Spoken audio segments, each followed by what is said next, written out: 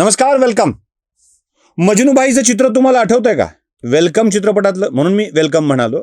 Welcome चित्रपटातलं, त्या चित्रपटामध्ये मजनूबाईला चित्र काढण्याचा भारी शौक आहे आणि ते चित्र मजनूबाई काढतो ते घोड्याचं. नेमका मजनूबाई घोड्यावर गाढवाला उभा करतो, बसवतो. गधे के ऊपर चढा, घोडे के ऊपर चढा गधा, असं ते चित्र असतं. आणि मग ती खोटे खोटे त्या चित्राचं कौतुक केलं जातं. वा वा क्या बनाया है. आणि मग ते वाक्य टाकावं लागतं, किसने बनाया है मुजस्सिमा, इसके हात चूमने को दिल करता, वगैरे सगळं म्हणावं लागतं. ते सगळं होतं. मला ते चित्रपट यासाठी आठवला की घोड्यावर जेव्हा गाढव बसतं तेव्हा चित्र काय सुंदर दिसत असेल ना. आणि हे कुणी वेशीतच अडवलं तर नेमका अजून घोळ. जाऊ दे, वेलकम सोडून देऊ. आपण घोडं आणि ते अडवणं आणि त्यावरच्या प्रतिक्रिया याचा निर्भेळ आनंद घेऊ. आज विश्लेषण नाही करणार आहे आम्ही. म्हणजे तुम्हाला वेलकम सांगितलं, आता एक घटना दाखवतो. घटना काय आहे की मोदींनी काय सांगितलं की विरोध करायचा असतो, बाकी काय नाही. मोदींनी सांगितलं की जरा पेट्रोल डिझेल कमी जाळा. ते म्हणले कमी जाळा. ते काय म्हणले? कमी जाळा. काय? Petrol diesel. मग पेट्रोल डिझेल जाळायचं सोडून देऊन गांड जाळणारे अनेक जण आपल्याकडे सापडतात. यांची इतकी जळायला लागली की मागं हात लावून असं लावलं तर अंगारा लागून जायचा.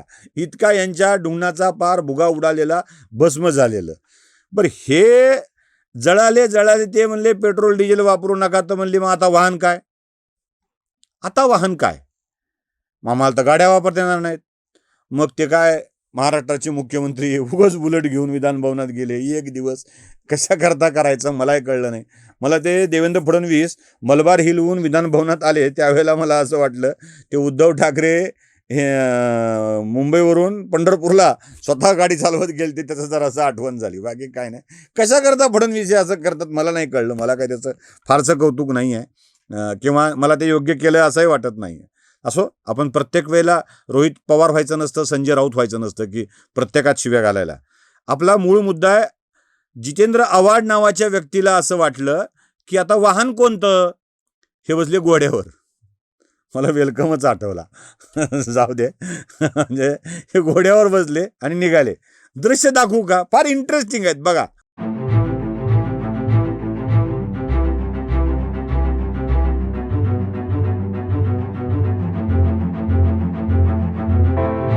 आता हे घोड्यावर बसून निघाल्यावर त्यांना काय सांगायचं होतं की पेट्रोल वाचवायला आता घोड्यावरच जायची वेळ आहे.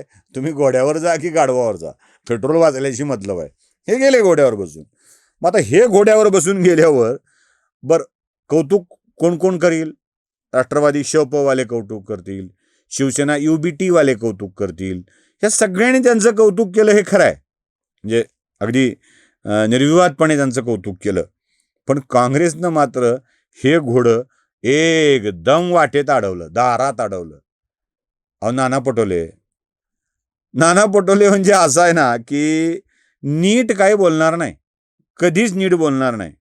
ते मला ते आमच्या आजी आजोबांनी सांगितलेल्या गोष्टीतलं एक पोरगं आठवतं.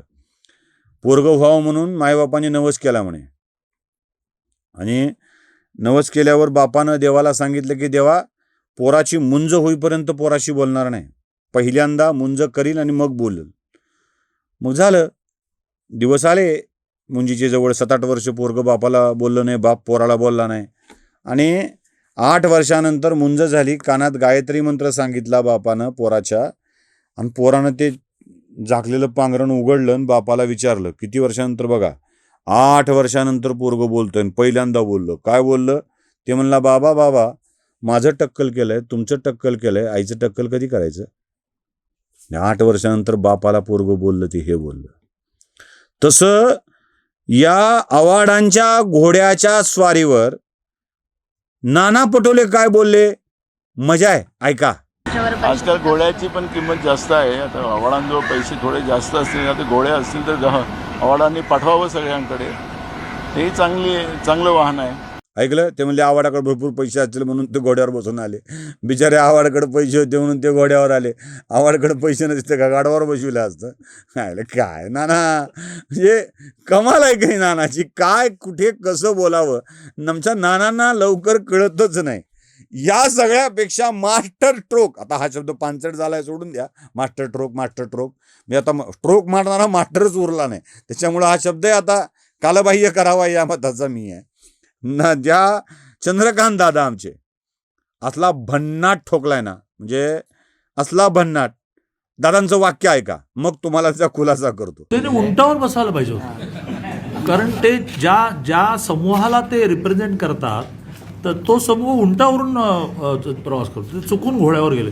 घोडा म्हटल्यानंतर ते छत्रपती शिवाजी महाराजांपर्यंत आलं ना, तर ते कुठे छत्रपती शिवाजी महाराजांना मांडतात? तर ते ज्यांना मांडतात त्यांचं वाहन उंट आहे, त्यामुळे ते उंटावर बसतात. पाहिलं, म्हणजे मी आधीच खुलासा करतो यासाठी म्हणालो की दादानी ते ज्या समुदायाला रिप्रेझेंट करतात ना, असं वाक्य उच्चारल्याचा कदाचित त्यांच्या समुदायाकडे जाण्याची शक्यता नाही. ते समुदायाला दादाला रिप्रेझेंट बनायचं नव्हतं. ते ज्या समुदायाला पाठिंबा देतात, त्यांच्यासाठी लढतात ना, त्यांचं वाहन उंट आहे. अहो, उंट म्हणजे कुठलं? ते आपलं गाजावाले, ते तिकडं वाळवंटात फिरणारे, पालथ्या टोप्या गोल गोल ते घालणारे लोक सगळे, त्या बारक्या पॅन्टी, आखूड पॅन्टी पांढऱ्या अशा त्या घालणाऱ्या त्या लोकांना हे रिप्रेझेंट करतात. आणि त्याच्यामुळं यांनी घोड्यावर बसण्यापेक्षा उंटावर बसायला हवं होतं, असं दादांचं म्हणणं आहे. कदाचित दादांना उंटावरच्या शहाण्यांची गोष्ट आवडानं सांगायची असेल, पण दादा लक्षात घ्या की हे उंट आणि उंटाचं पिल्लू जर घरात घेतलं ना, तर घर पाडून बाहेर काढावं लागतं, एवढं लक्षात ठेवायचं. दादानी हा मारलेला खराखुरा मास्टर स्ट्रोक आहे. आव्हाडांचं प्रातिनिधिक स्वरूपातलं खरं वाहन कोणतं असेल तर ते उंटच असू शकतं. ते उंटावरचे शहाणे उंटावरच शोभून दिसतात. पण आव्हाडांच्या या एकूण सगळ्या प्रकाराला मला तरी नौटंकी एवढंच म्हणावं वाटेल. पण या नौटंकीलाही नाना पटोले आणि चंद्रकांत दादा या दोघांनी मस्त नाट लावली आहे. एवढंच. नमस्कार. जागृतीचा विधायक बुरुज NLighter News.